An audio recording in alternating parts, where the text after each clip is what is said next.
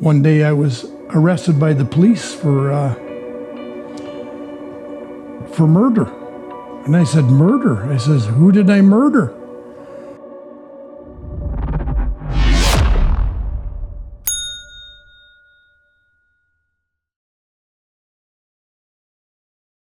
I grew up in a small town in Edson, Alberta, and I didn't know God. My grandfather would come over and my father would get together and they would tell jokes. You know, and I always thought a lot of my dad. I loved my dad and my grandpa too, and so I thought wanted to be like them. So everything I did was I wanted to be like them. I walked the way they walked. As a matter of fact, one day a guy said, "He looks just like a Morison," and you couldn't have said anything to pick me up any more than that. And remember one day I was out walking and my father saw this thing on the ground there, and he said, "What's that?" And I said, "What?" And he says, "Pick that up and bring it over here." So I brought it over there, and he said, "Finders keepers, losers weepers." And I, "What?" He says, "That's what you say when you find something that's lost." So I thought, that's the way it was. So, and then my dad started coming home with the odd tool, in his toolbox. And he said, "Well, the company has lots. Says they don't mind if we take it," because my mom had asked him, "What's these tools in here?" So I started thinking, well, my dad does it. It must be okay, And we go on with what we hold from people around us that we love and we care for, as guidance, and monkey see, monkey do as kids.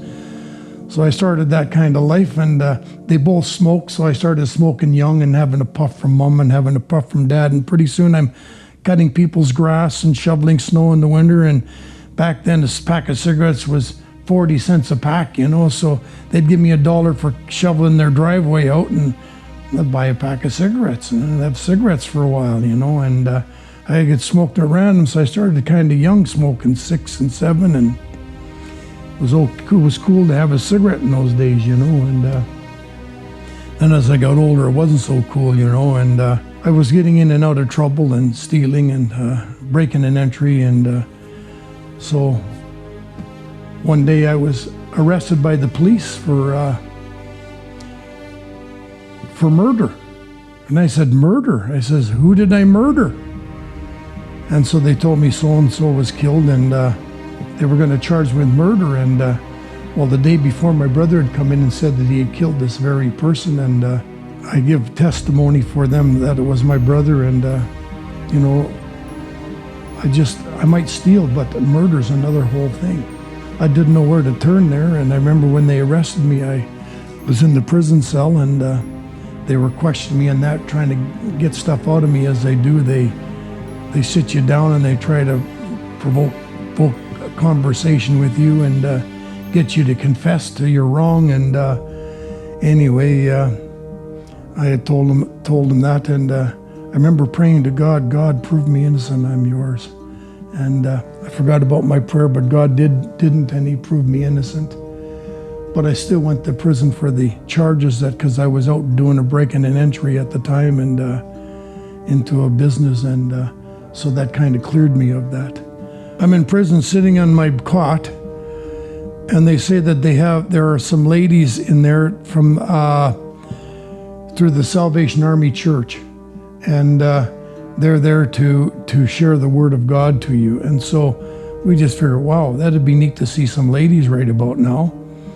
He says it's a pretty lonely place, and so I went there to see the ladies and maybe even talk to one or two of them. It's nice to talk to a lady or a woman, and or even a girl at your age, and I was there. They started to share that how Jesus had died for us in key scriptures, John 3:16 and so on, and they gave me a Bible to read because that's what they were selling was God, and that's what they were there for.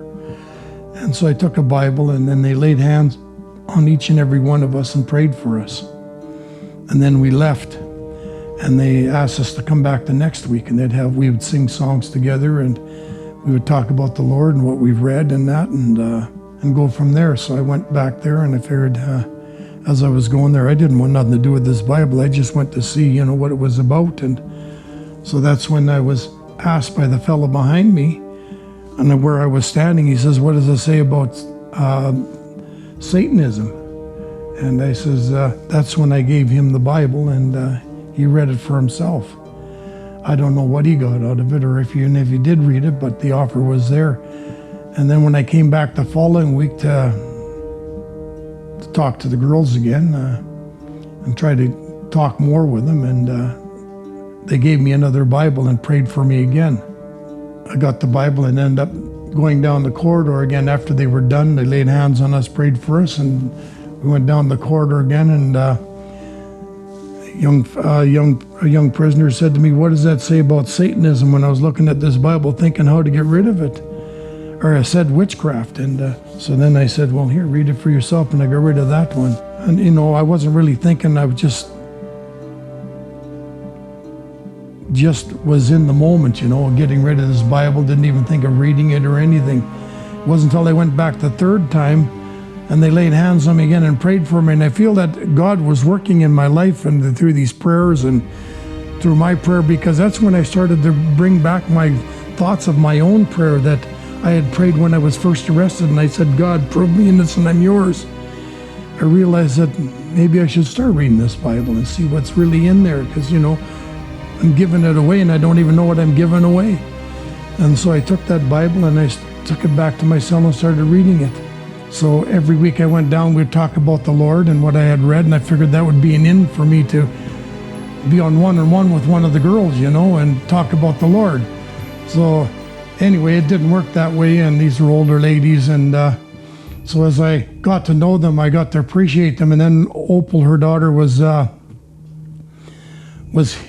killed by a young driver, an impaired driver, and she was on her way to church to clean the church. And I thought of that myself, because I used to drink and drive and do drugs and that, and how vulnerable life really is, and here's a girl doing a good thing, and here's a young fellow who doesn't care about life, and he's doing his own thing, and he kills her, and so I started thinking about things like that, and I was reading my Bible and on consequences of my life. I spent 8 years of my life in and out of prison, as I said, and God started to impress my heart, that I should make a change.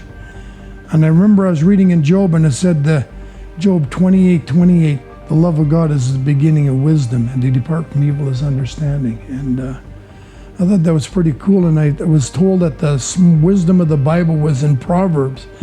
So I started reading Proverbs and started to tell me in my life about how the commandments of God were like life-giving, and to bind them about thy neck like fine gold, and that they would give me length of days and newness of life, and how they'd keep me from falling. And so as I read these things, as I read, it was more and more so, more of the same. And so I realized that if this is the wisdom of the Bible, that I know the law of God, and walk in it. So then I went to read the law of God, that was given to him on Mount Sinai. But then as you read the scriptures, you realize that in Genesis is like the beginning of the Bible, and it's talking about the commandments even there about the Sabbath. So when I got out of prison, I started looking for the right church, and I got down on my knees one day. I went to this church, that church, and wasn't happy. So I said, "God, lead somebody to my house." And that same night, there was a knock on the door. I went there, and there was J.D. O'Brien and Pastor Kronko and Jim Burgess from the Seventh-day Adventist Church, and they were having meetings in the Central Church, and they invited me. So I went there, and I started in these meetings, and I brought 3 of my friends. They were also cons. One was living with me. Another one was a fellow we caught hitchhiking down the road, or picked up hitchhiking. And they went. And John Cleric was another fellow we met. And anyway, and so we all went to the church and on the evangelistic meetings, and were baptized. Jesus came to this earth, and he came to die for anyone who will accept his gift of his life on the cross. And he only wants to set us free from the bonds of this world, from slavery, from sin, from abuse. And he's waiting for us to choose. He wants us to make a choice for or against, right or wrong, righteous or unrighteous. And I've been on both sides of the track, on God's side and on my own side. And I tell you, from my perspective, there is no comparison to choosing God over choosing the world and man. mammon. God takes all your burdens, and your burden is light. Our biggest burden is to choose Him and follow in it. Fall in the newness of life. He promises length of days and newness of life. To anyone who will choose Him,